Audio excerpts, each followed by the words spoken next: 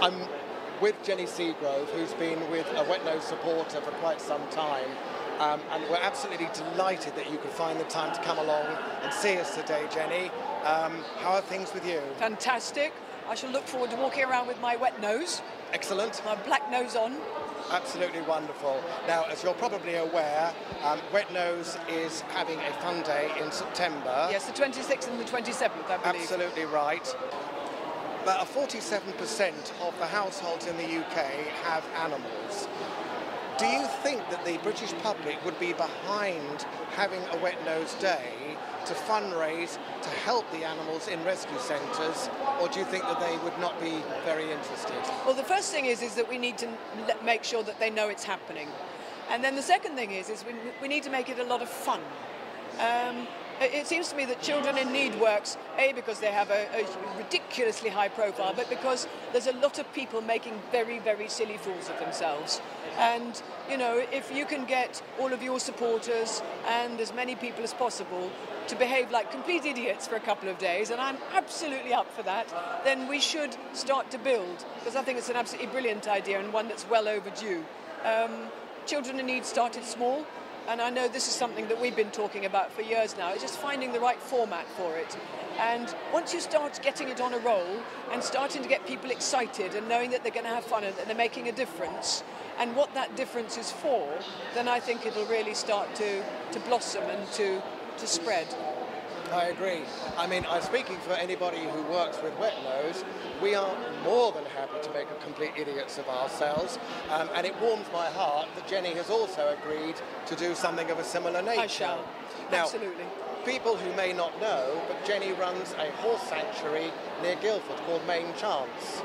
Now, Jenny has been running this place with her team for about the last 4 years. No, not even that. We're just over 2 years old. 2 years? Yeah. October 2011 we started. And how's it going? It's fantastic. It started in crisis because we rescued a large number of animals at very short notice, and then we had to find somewhere for them to live. We got somewhere thanks to an incredibly kind man, moved all the animals to this place near Guildford called Compton in Surrey, sort of settled, took a breath, and started to structure and organise. And in 2012, myself and 2 others bought the place, so we now have a safe home. And roughly around the same time, we rehomed half the herd and most of the farm animals. So we now have 25 unbelievably tranquil horses. And the place is managed by James French, who is a remarkable horse whisperer. He's much more. He's an animal communicator. He's a Reiki master. And his partner Shelley, she manages it for us as well. And we form what I call a healing circle, because not only do we help the animals, but then the animals help very sick children, special needs children, kids who've fallen off the mainstream education, and we form a healing circle is how I like to look at it. So we're helping the horses, they're helping us. And we're small, but we're, I think, quite unique and becoming quite a force, and we're growing. Wonderful. You've been known over the years as an advocate for looking for animal rights and animal welfare. Being at the grassroots with your own charity, so to speak, has it altered your perception at all of the way things are in the animal kingdom? Yes, particularly with horses now. And, well, I mean, I've always known that puppy farms need shutting down and that we need better welfare laws for our household pets. They're still not good enough. But horses are in such a bad way at the moment, and I'd really like better welfare laws for horses. In fact, I'd like animals to have a voice generally. They really don't.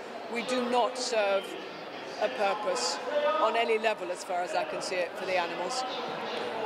And what I want to do with Main Chance, and what I want to do with whoever it is up there has got left for me on this earth is to really try and share with people how animals can heal us.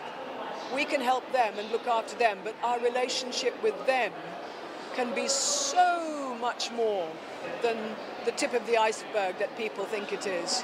And if that value is put on that relationship with the animals, then people will automatically want to respect them and look after them. I couldn't agree more. I think it's wonderful. Jenny, it's been a pleasure, as always. Thank you very much indeed. My pleasure. Well done for what you're doing. Fantastic, and thank you for the support you've given us. Great.